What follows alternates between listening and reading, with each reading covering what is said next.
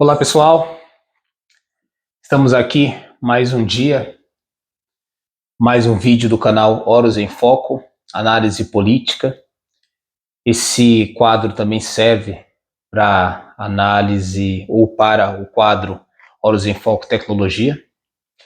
Atende a essas duas perspectivas e é continuidade do último vídeo que eu gravei, em que o título era a liberdade dos indivíduos conectados em risco a partir do uso de algoritmos e implementação de inteligência artificial. Então,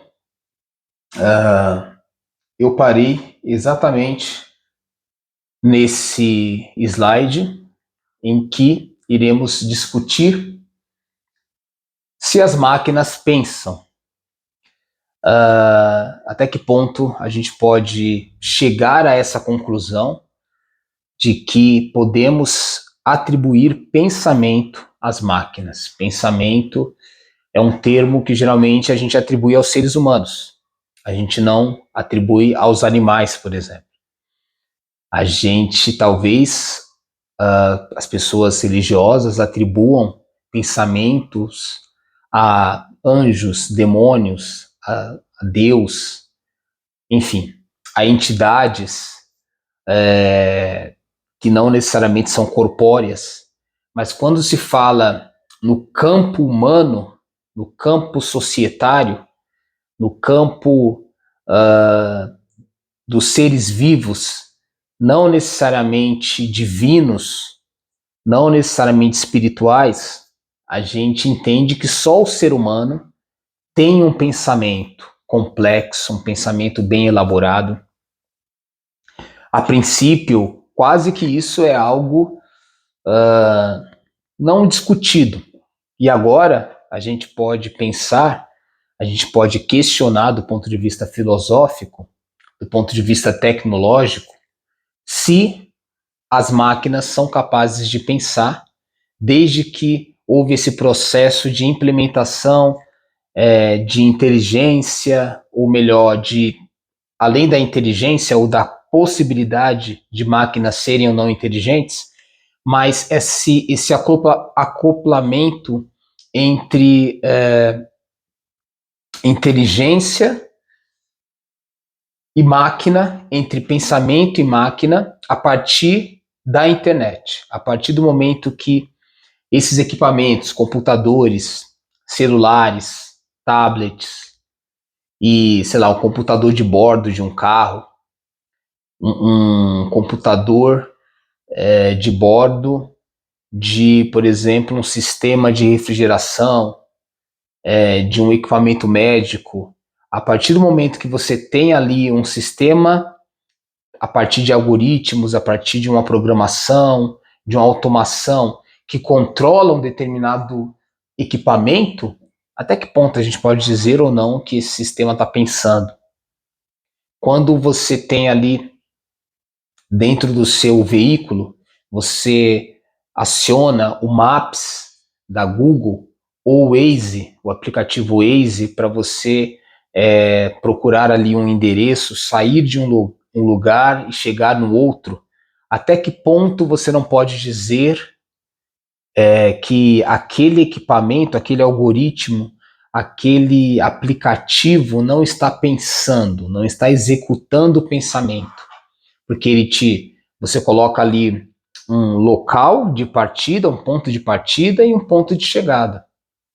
E aí ele faz ali todo um cálculo, né, do trajeto mais rápido, de repente aquele que você terá menor possibilidade de pegar ali um congestionamento, um trânsito, enfim, que você vai desviar de acidentes, vai procurar uma via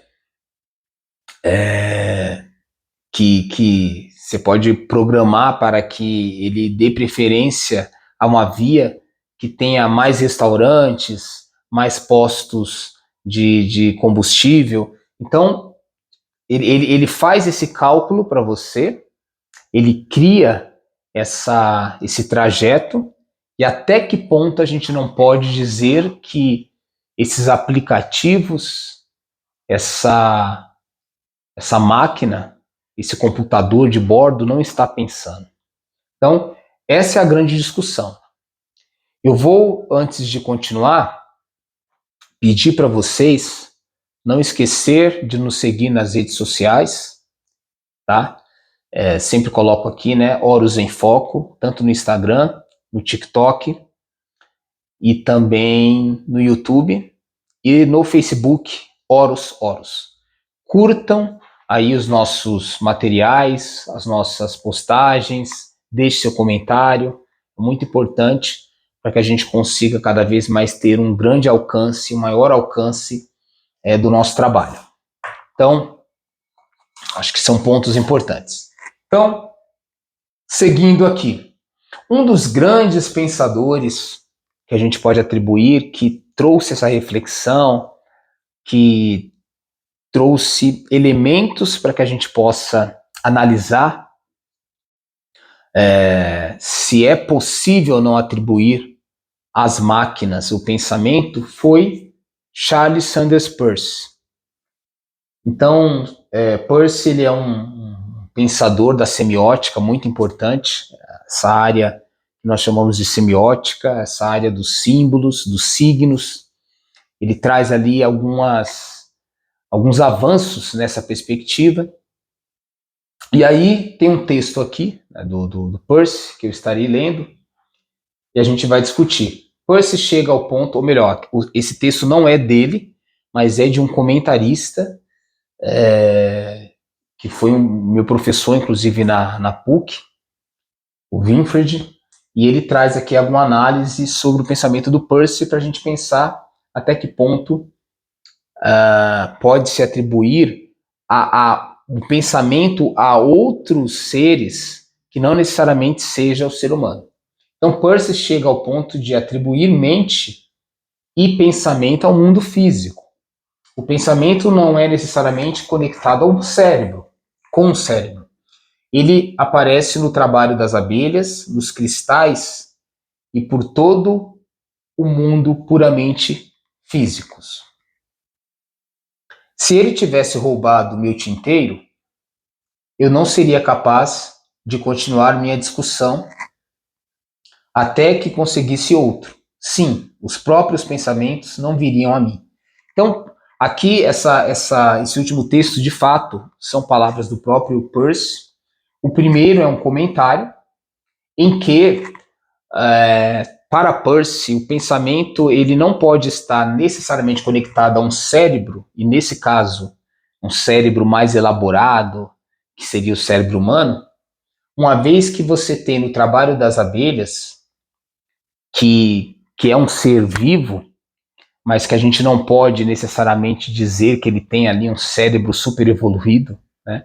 Não sei nem se pode atribuir cérebro às abelhas, e também a questão dos cristais, que são formados ali ao longo de milhares de anos, em determinados lugares, rochas, que a partir de processos físico-químicos da própria natureza, com um acúmulo de milhares de anos, vai se formando ali cristais. E aí, quando você vê os cristais, ou quando você vê a colmeia de uma abelha, você percebe que tem ali uma lógica, né? Tem ali toda uma complexidade naquele trabalho desenvolvido, naquele trabalho elaborado, e a princípio foi feito por um ser ou por seres que a gente não costuma atribuir consciência, ciência, intelectualidade, raciocínio, que são a própria natureza em si, e também animais como as abelhas. Nesse sentido, Peirce vai primeiro trazer que se existe ali um pensamento ou uma ordem, uma construção complexa, e que talvez os seres humanos não são capazes de reproduzir, deve ter certamente algum pensamento ali, introjetado, intrínseco àquela produção. Assim como depois, aí ele vai trazer a ideia, né, do tinteiro, que seria um próprio caderno, por exemplo. Quando você coloca ali pontos, tópicos, ou escreve mesmo um texto que vai te ajudar a desenvolver ali uma aula, um pensamento, uma reflexão, a palestra, o seu pensamento, de certa forma, ele está naquele livro, ele está naquele texto, na verdade, naquele papel que você descreveu ali, que você, de alguma forma, em palavras, né, em caracteres, você manifestou aquelas ideias. Então, nesse sentido, Percy vai trazer a concepção que se abelhas, se a natureza, quando produz cristais, ou se o próprio livro ali, o caderno que você anota, tem, de certa forma, ideias, então a gente já traria ali, né, o Percy já vai trazer a concepção de que o pensamento não seria uma exclusividade humana. Baseado nessa reflexão, claro que ela é totalmente discutível, contestada por alguns autores, mas faz um certo sentido, ou muito sentido que o Percy traz, tem aqui outros elementos para a gente pensar, que sistemas artificiais desenvolvem, em algum sentido, autopoiese. A gente falar sobre postular a hipótese de máquinas pensar é um ponto. Agora, um outro ponto é entender o conceito de que até que ponto uma máquina pode desenvolver esse conceito de autopoiese, que foi um, um conceito elaborado por dois grandes autores, chamado Maturana e Varela,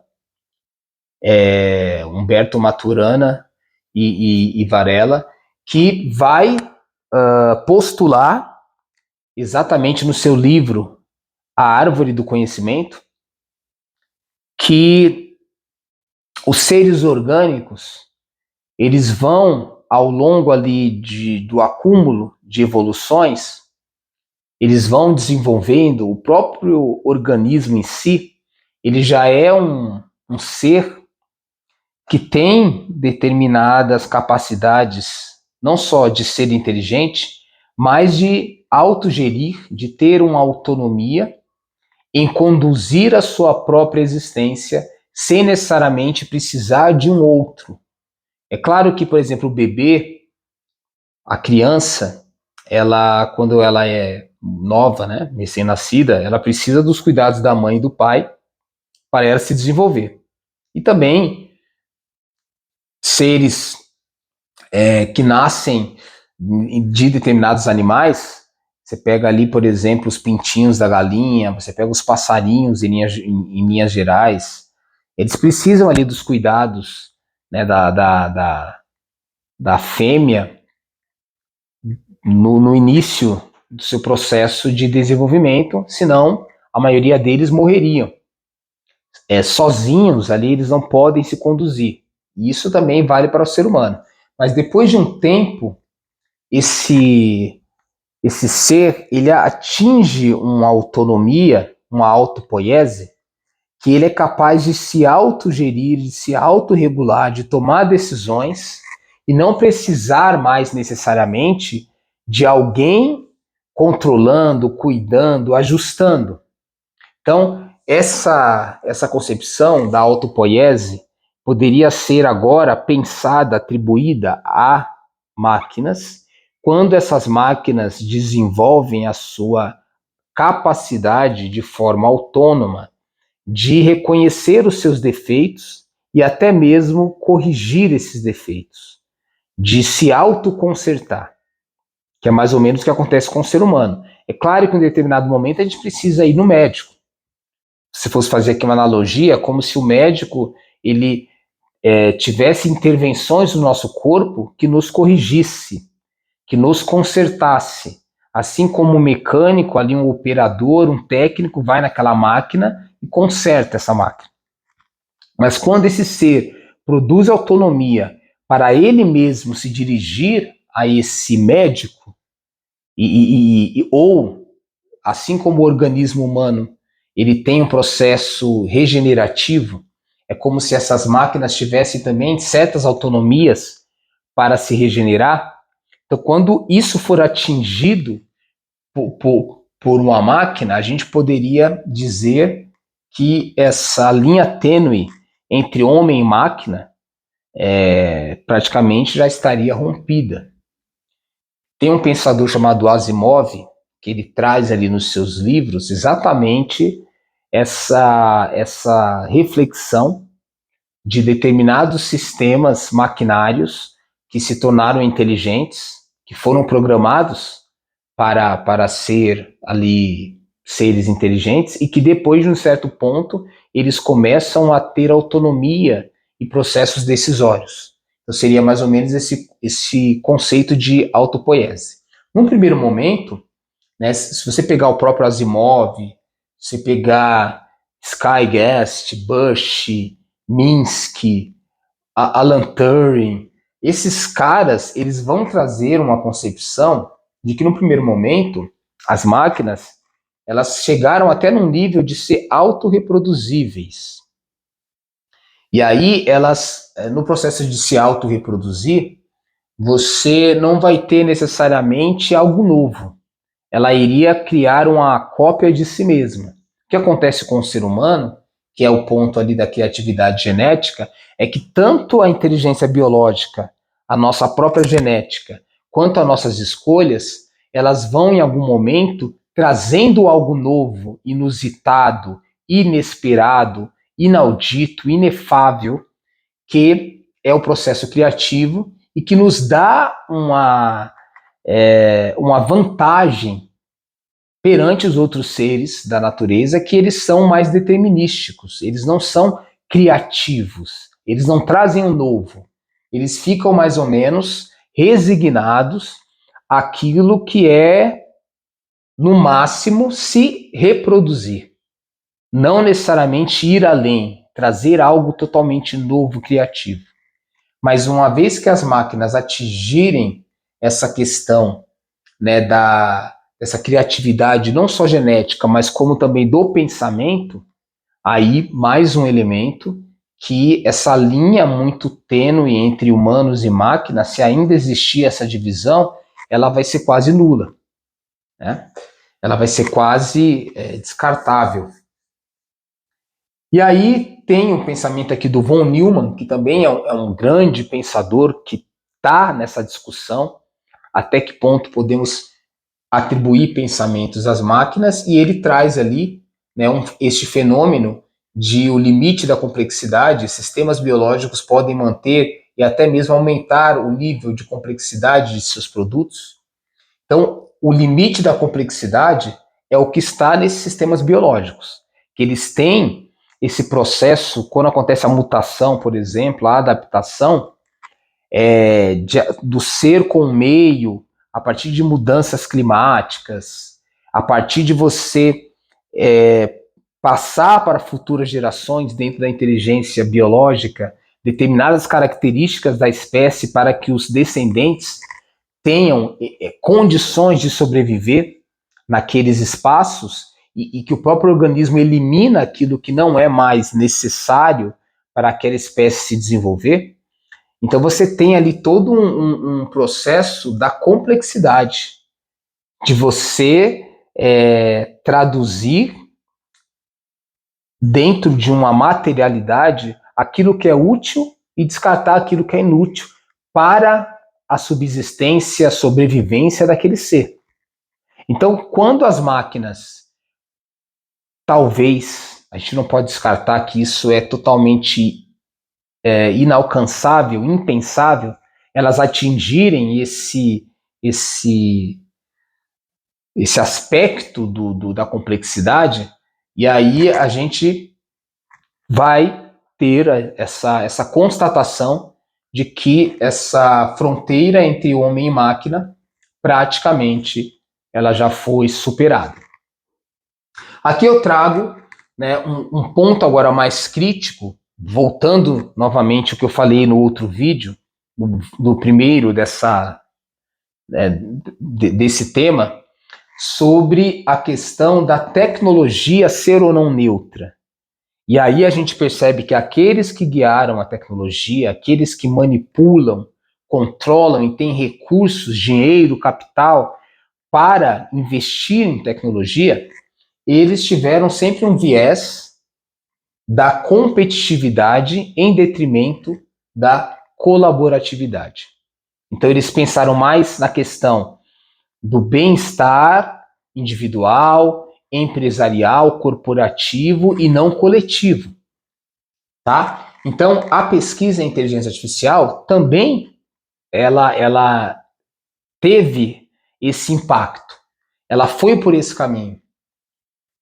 A programação de computadores, criar máquinas que possam pensar da mesma maneira ou melhor do que os seres humanos, sempre foi, de certa forma, a tendência desses pensadores, não desses pensadores, na verdade.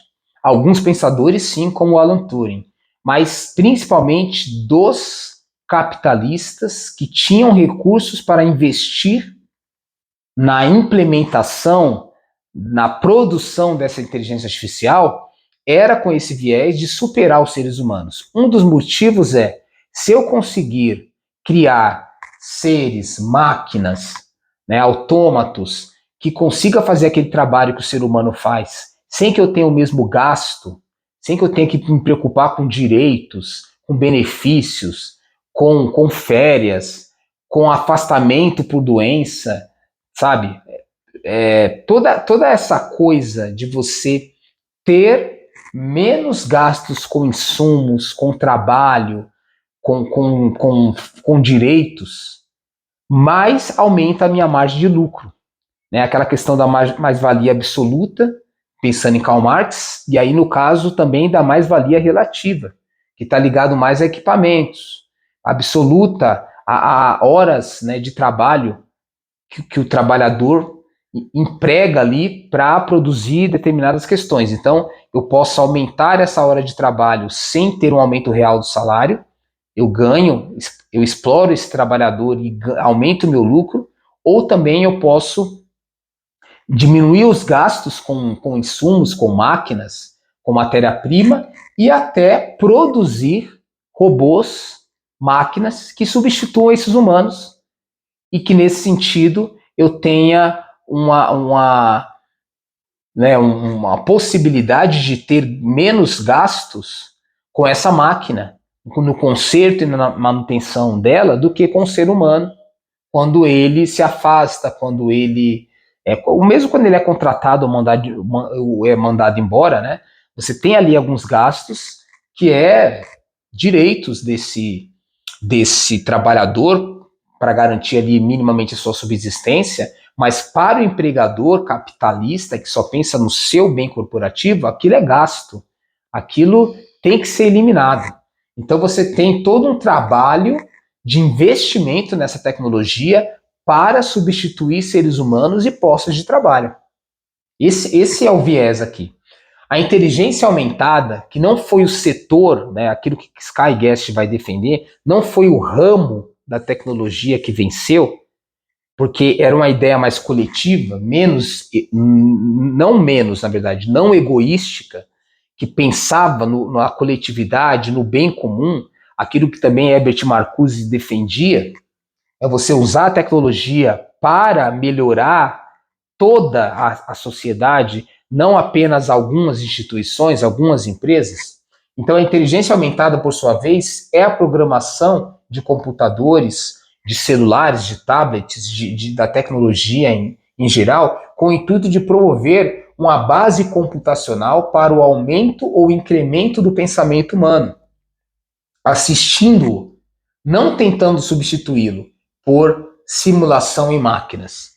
Aqui tem a citação de Husserl, né, também outro pensador importante dessa área, e que vai trazer essa ideia, coletando aí também do Sky Guest, de Bush, que poderíamos ter um investimento tecnológico que fosse pensado no bem comum, na distribuição de renda, na melhoria da vida das pessoas, no processo de aumentar ainda mais os processos de cognição, de intelecção humana, de evolução do nosso pensamento cognitivo, não foi dessa forma que aconteceu. Você pegar ali e desenvolver um programa de computador para testar a sua inteligência, seu QI, para fazer determinados desafios em que você consiga aumentar a sua complexidade, poderia e tem até possibilidade de você desenvolver programas, jogos que tem essa capacidade, mas o que venceu em linhas gerais foi exatamente você criar máquinas, criar inteligência, criar robôs para substituir o trabalho humano, para, como eu falei anteriormente, reduzir os gastos e aumentar a lucratividade dessas corporações. E aí, mais um conceito que eu gostaria de desenvolver é o conceito de sabedoria virtual. E aqui, com esse conceito, novamente, eu vou trazer aqui um embasamento que é muito importante para nós que não queremos ser tragados por esse sistema tecnológico e que vai ser o último conceito que eu vou desenvolver no dia de hoje, nessa abordagem de hoje, para depois dar continuidade ainda mais para aprofundarmos essa discussão. Então, o que seria sabedoria virtual? E esse é um conceito desenvolvido exclusivamente por mim, dentro desse trabalho de pesquisa que eu apresentei na PUC São Paulo. Seria que cada pessoa, ao longo de sua vida, experiência cultural e filosófica, de forma crítica, né, é aquilo que cada pessoa desenvolve dentro das suas experimentações. Se a gente tiver cuidado, apreço, análise por nossas experiências, a gente vai perceber que o nosso senso crítico, né, ele vai sendo forjado, formado a partir dessas experiências. E isso é algo que todo mundo individualmente tem que viver, que vai servir ao coletivo, mas que é uma experimentação muito subjetiva, peculiar de cada pessoa. Senso crítico aguçado e informação sobre variados assuntos de um excelente banco de dados interno em cada indivíduo para poder filtrar ou ao menos desconfiar de possíveis informações falsas antes de qualquer crença e adesão a possíveis informações e dados. Ser capaz de fazer uma checagem da credibilidade dos jogos de interesses que podem estar vinculados a essa informação. As pessoas têm que tomar muito cuidado, porque elas podem utilizar a internet, o Google, o próprio ChatGPT, para facilitar o acesso a algumas informações que elas não deveriam ter necessidade de gravar de uma forma assim muito fiel e precisa, como datas, número de telefone, sei lá, nomes de alguns autores. De repente isso não é tão importante, mas guardar as ideias, os conceitos, os cálculos. Você pode usar uma calculadora para fazer contas, mas você não pode abdicar de saber fazer uma equação, de saber ali a regra de 3, de saber fazer contas, porque senão você está atrofiando o seu cérebro, a sua capacidade de pensar criticamente. Então, essas ferramentas podem te ajudar, não substituir o seu pensamento. Então, eu posso utilizar o ChatGPT para me ajudar a preparar uma aula? Posso. Mas eu posso utilizá-lo para substituir a minha aula totalmente? Não, porque aí eu estou abdicando da minha capacidade de pensar, da minha criticidade. E se eu não tiver um banco de dados de muita leitura, de muita informação, de muitos dados, para que eu consiga tomar decisões, para que eu consiga conduzir e governar a minha vida e não ser manipulado por pessoas e pela própria internet, pelos próprios algoritmos, esse sistema vai me manipular. Ele vai me induzir a tomar decisões, ele vai me influenciar contra, muitas vezes, aquilo que seria o meu desejo, a minha vontade de realização. Porque eu não tenho senso crítico, eu abdiquei disso, então eu me torno, né, massa de manobra, eu me torno exatamente uma massa que pode ser moldada tal e qual essa ferramenta, essa tecnologia, aqueles que a programaram quiser, para me enviesar para um determinado lado político, para uma determinada ideologia, para uma determinada decisão política de que candidato eu vou votar, de que produto eu vou comprar. De repente, eu não vou comprar aquele produto que eu preciso, mas aquele que a empresa quer, a partir desse marketing qualificado, que os algoritmos, que o mapeamento de personalidade permite, ele vai me convencer de consumir aquilo que não me serve, inclusive que me destrói, no ponto de vista das minhas necessidades reais, mas atende à necessidade do mercado. Esse é o ponto. Esse é o boom da manipulação. Né? É verter, é tornar você uma mera mercadoria consumista para atender os interesses empresariais, corporativos e não seus interesses pessoais. Então é isso que está acontecendo dentro desses processos tecnológicos. Como eu disse, não é a tecnologia em si que é ruim, mas o uso, a aplicação daqueles que têm dinheiro, recursos, está sendo vertida para esse processo manipulatório, né, pensando nos seus bens individuais, corporativos, acima em detrimento do bem da sociedade e dos indivíduos em geral. Então, aqui fica aí mais uma reflexão, tá? Para a gente depois dar continuidade. Espero que vocês possam gostar dessa discussão. Novamente, não deixa de seguir a gente nas redes sociais, de curtir os nossos vídeos, de compartilhar para pessoas que você sabe que gosta desse tipo de debate. E é isso, tá bom? Ficamos por aqui hoje e até o próximo vídeo, até a próxima discussão. Horus em Foco, o Sol da origem infinita.